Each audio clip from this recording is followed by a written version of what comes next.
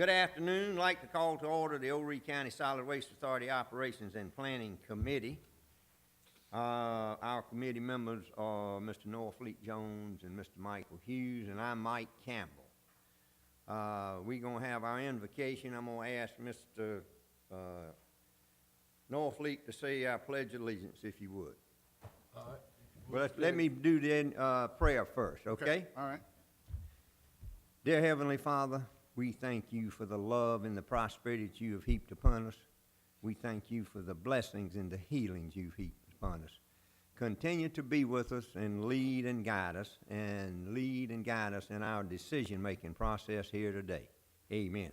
Amen. Stand and face the flag, please.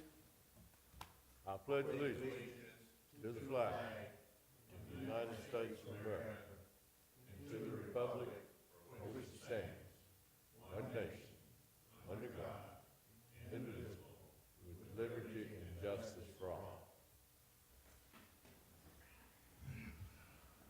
I'm going to need an approval of the agenda, but I think before Mr. Jones wanted to add something to the agenda. I would like to add the Charleston contract to the agenda if we could, please. An update. I'm sorry, I'd like to add the Charleston contract to the agenda to get an update from Mike on where we are with that. Second. My approval. Yeah. We can do that. So we'll do that, add that to the contract, and we'll get Mr. Besant to update us on that. What we're going to do here today, we're going to look at the collection and hauling some a front-end loader and also a rear loader. And also, we're going to look at the storage building down at the Murph. Mr. Besant, how about tell us what you got there? In the FY 18 or 19 budget, we put in our budget to buy a front load truck at $265,000 is what we had in the budget. We took those bids. We got the bids in, as you can see. We had Florence Mac at $288,499, Peterbilt of Columbia at $274,163, and McNillis, which is also a Peterbilt truck, $267,915. Therefore, we're short on the amount of money that we were getting to be able to purchase it. But we had just purchased a rear load truck that we saved about $99,000 on when we bid it. The reason we bid it was we got such a good deal on it was that we bid a smaller truck, one that was more easily to maneuver around with in and out of parking lots, easier to drive, less fuel, less maintenance because of the number of tires and things that's on it. So we're going to ask the board that to use part of that $99,000 to purchase the front load truck from the low bidder McNillis. We did add some options to that. When we looked at all our stuff and the options that everybody put on it, we saw some options on it that we would like to have on the new truck. And with those options, we ended up, the total price, negotiated price was $270,674.08, which still makes it the low bid for it. So we're asking the board for approval for the additional funds to come out of the rear load budget that allows us to use them. All right, sir. I'd be glad to answer any questions. So, go ahead. Any questions from the So, committee? just one. We're about 20,000, a little bit, about $21,000 short, is what you're saying? What was the budget for? A total of about $5,678.08. We had 265 in there. Oh, It ended up being about, 265, okay. I was thinking 265. 250, okay, all right, so you're about 5 short, okay.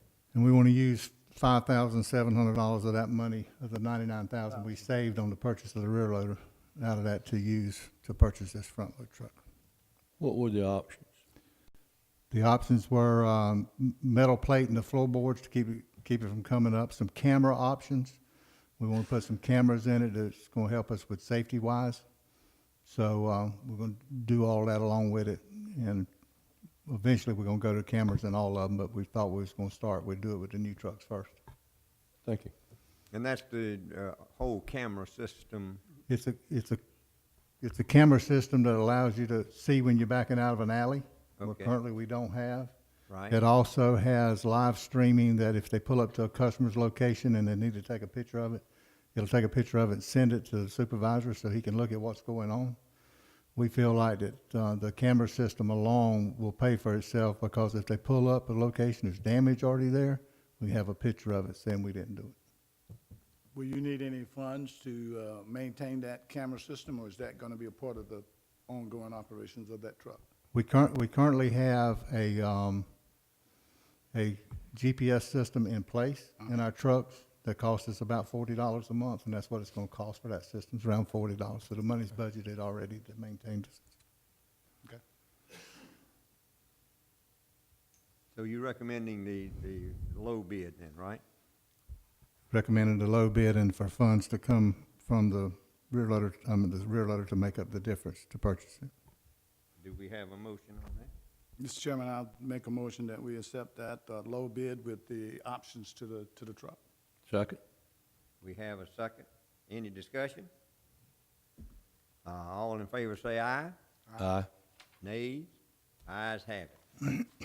All right, Mr. Bessent, you got your storage built. Yeah, as the committee's well aware of, we've been trying for a couple of years to build a storage facility to store material in. We first was looking at trying to build a brand-new building at a different location. There is some pictures here on the table that allows you to look at what we intend to do. What we basically intend to do is to double the size of the electronics building and close the sides of it in. We're currently leaving the front of it open.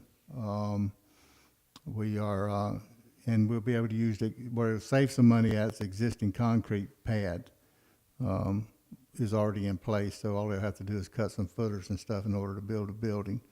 We are looking at putting a loading ramp in at that location, which run the price up on its thumb, because currently where we at it, if you notice your picture, you'll see a lot of wrapped TVs and stuff that's in that picture. We have to package them here and then haul them all the way back to the MRF to be able to load them. The same thing when we stack cardboard and paper in here currently. We have to haul it down there, store it. Then when it comes time to load it, we have to haul it all the way back to the MRF to load it. We in this price that we're getting, it's got a loading dock so we can load it from that location. So the truck will be able to back up there and unload. We'll be able to load them from that location, which will save a tremendous amount of labor and time doing that. We did take 2 bids on it. What happened is the price of metal has went up, and the price went up on it by about $7,000 from what we had budgeted of $100,000. So I would like to, what I'm asking for here is to have $7,558 from the screens for sand that we got in the budget. We don't see any use in this year, and about $12,500 for electrical service from that. Go through that for me again now. You're asking for $7,550? It'd be a big total of about $20,500. Okay. And at 7,000, it'll take $7,558 just to build a building, Right. and then another $12,500 to do the electrical. Is all this stuff stored outside now? It's currently stored And you outside. plan to close in where? Close in all the concreted area. Oh, okay. And you're gonna tie it back in, To the existing building. but the access is tied back in to, you showed me the other day. Yeah, it'll actually tie into the front parking lot of the MRF. So the second set of gates going into the MRF to the left, we open them gates, and that truck would be able to back right down into here, which will be a loading dock, and we could just load them. Yes. You said that it had gone up $7,000 because of the metal, price of metal had gone up. Yes, sir. And we building a 3-sided building. it would appear to me that we can get a better return on our money to finish that building, depending on what you're using this for a storage building. Well, depending on which way the wind's blowing, you're gonna lose a half of your building if the rain's blowing the right way, or whatever's in that half is gonna get wet. I had much rather see the project finished for several reasons. I believe that the metal will continue to go up. I also know while the man's here finishing out these two sides, we can get the front finished cheaper than we can to let him do the two sides and go away and call him to come back and do the front. So I would prefer to see the doors or whatever you're gonna put on the front to finish it out, and then you have a storage building. You're gonna have a three-sided shed.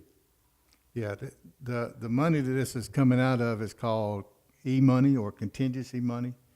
Jan had budgeted about half, enough money for us to do this and some other projects. We've done this. This graduatory screen is E-money as well. And what I would recommend to the board is that we, if y'all would approve for me, the first bid number I got was about $30,000 to close the front of it and put steel roll-up doors on it. I'd like to be able to get some more pricing, but if the board would allow us to take enough money out of the screen, of the $75,000 screen money, to close it and give us approval to use up what we need to close it in, then we would, once we get the prices in and get enough contingency money to finish it out, we'd finish it out at that point in time. I don't have a problem with that. I would like to see those prices before we move forward, but I still believe that it's better to finish this project while we're doing it than it is to do part of it and come back to it to finish. I believe it's gonna cost us more money. I don't know of any building project that's ever been started that gets extended that doesn't cost more when you get through with it than it did when you started. So that would be my preference by far, is to see to find out what it is for whatever doors are to finish out the building and make a storage building out of it versus a shed. Is there any reason we didn't consider doing the whole thing from the beginning? Money. Money? So we still come back to money. Yeah. But I agree with what you're saying. It's always gonna come back to money. You think that just putting in the sides is gonna suffice you, but you're gonna have to come back in some point in the time? I agree with Norwood. I think if we're gonna do something, we need to look at a full cost and then bring that cost back to us so we know what it costs. And we agree with that concept. If you don't enclose it, then you, like Mr. Jones said, you got a three-sided shed.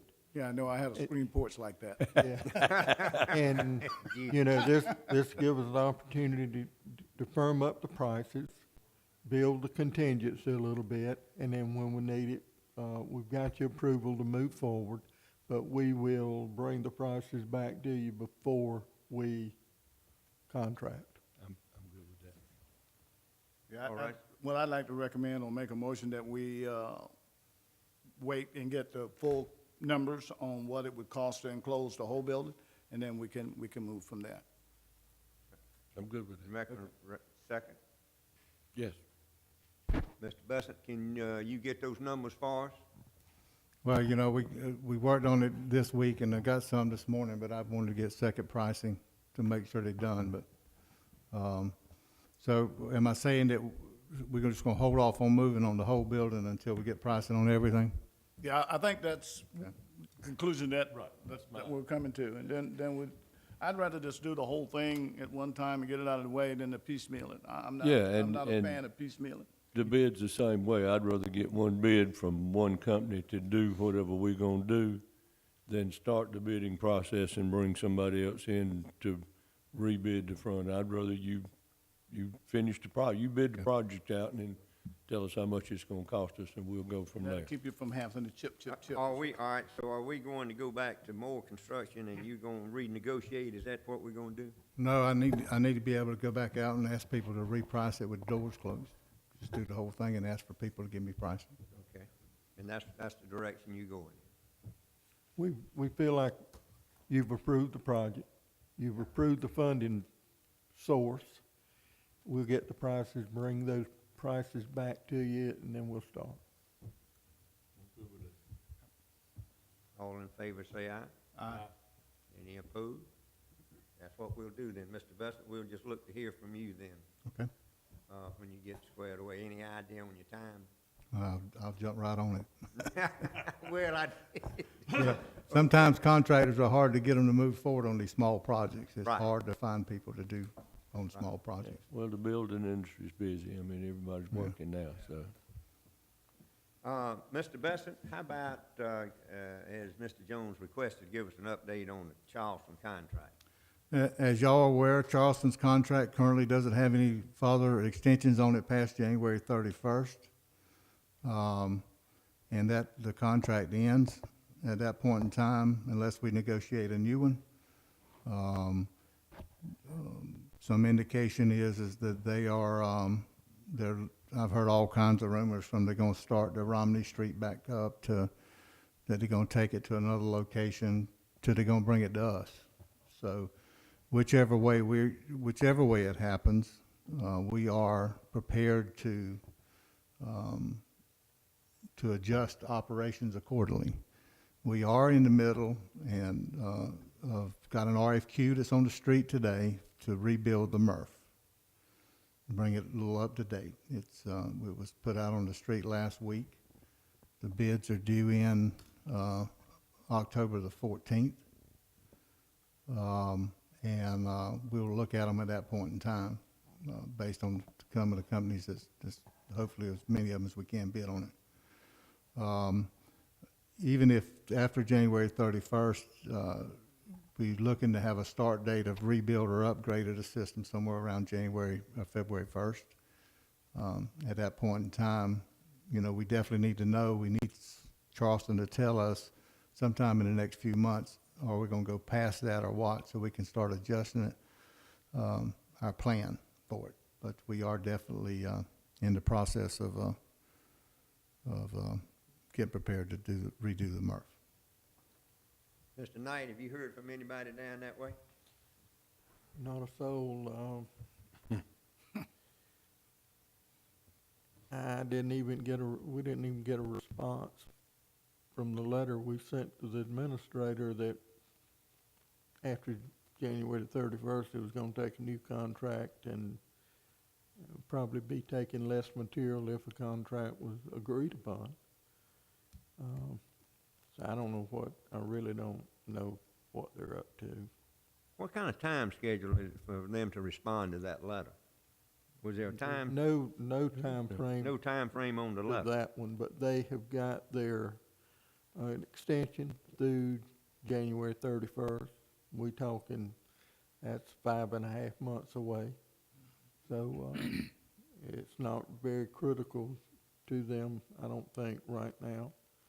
Seems like it's more critical to us on what we're facing. But we're not gonna hold up on our upgrades. The RFP is pretty much based on time frames that we set up, weekends, stuff like that. And any company that gets it, most likely gonna prefab stuff, bring it in, weekend, set it up, tune it up, hook it up, so, it's been an experience. No doubt. Mr. Jones? Yeah, by that, am I to understand that your request and that for that price is with the MRF operating? Yes, it is. All of it includes with the MRF to continue to operate except for Friday, Saturday, and Sunday, so Well, we'd shut yeah, down on but Friday. Operating at whatever level, but continue to operate, okay.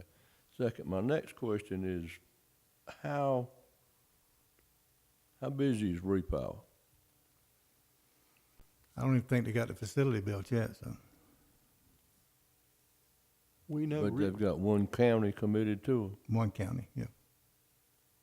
we know Repower is back in the, project at Montgomery.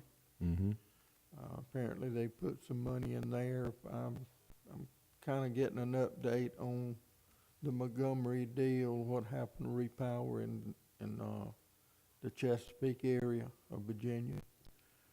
they had a contract there with Repower, and they finally broke that, Virginia group broke that. They just couldn't get a, market for the product. But they're back in Montgomery. They haven't gotten a lot of positive, articles in the, magazines. And I'm building that file to give each board member. But I haven't heard anything from Repower. Are the Yeah. powers of a repower still the same? Yeah. Seemingly they are. Thank you. Mike, quick question. Yes, sir. This Mike. This one. Oh, all right, sir. You may have the answer too. You prefer me to answer? The storage shed, would that be a requirement, even though if we lose the Charleston contract, is that something that we would still need? We can always use that building Okay. to store material in the event Is it of gonna be, problems, would it getting be, rid of it or would it whatever. just be for storage, or could it be a multi-use if we close it in? Well, it'll still be a multi-use anyway, because we Okay. still got to do the electronics in it. Right, okay. What I'm trying to do is get more width to store the material, but we still got to do our electronics in that building. That's why I think that fourth wall is more critical. If you're storing anything that's affected by weather, and I'm assuming most of our storage is because of the rise and fall of the commodities, and the weather gets to it, we've stored it for nothing. We've lost money. And right now, we store it in every corner we can store it in, which makes it tough inside the MRF because we have it stacked everywhere. Try to keep it dry. Yeah. And the doors are gonna be the roll-up doors. Is that what you're looking at?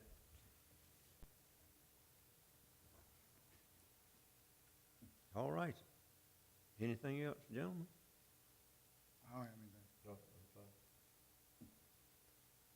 So what we're gonna do is you're gonna get back with us and let us know and go from there. All right. Mike, why don't you explain to them, how many more additional front load lifts we're doing based on Well, we got about, businesses? yeah, we got about 500 brand-new customers that's being serviced multiple times a week. Our cardboard is jumped up over about 500 additional tons. And if you take that into account, that's about 250 more tons, 250 to about 300 tons, 300 additional bales of material a month that we generate just off that material that we're getting since that. Plus, we're getting all kinds of calls every day just about wanting containers put out. So our cardboard routes are growing tremendously. So you need to store it. Need the storage there. Right. What happens to that thing is one thing to help you explain the storage is, the bids go out somewhere around the 5th of the month. Well, by the time they get trucking set up and you can start getting truck, it's 10 days after that. And so right now, I think we got 900 bales of cardboard. Last month, we had 1,500 bales of cardboard at one time. That don't include the other material you got in the facility. Right. So and trucking's hard. Trucking's the toughest part of it. So we have to store that stuff, and it's put on the tipping floor. It's stuck in corners and everything else. It's amazing how much storage space we found inside that MRF, when you need to. Yeah. One other question, Mike. I think you mentioned something about equipment, some sale of equipment or something? Yeah, on the front loader, I know we talked about it, it's on the recommendation, but we want to make sure we be able to sell, go ahead, get the committee to, and I got a recommendation, I think I give it to Mr. Chairman there, that we go ahead and be able to sell this older piece of equipment once we get the new one in. We just roll that You over. just roll that in with the other, yeah, Okay. okay. Fine. Just want to make sure we get it on the record. Yeah. Good. Yeah. I don't have anything else. All right. I don't have anything else either if I hear a motion to close. Second. So be it. Thank you. Thank you.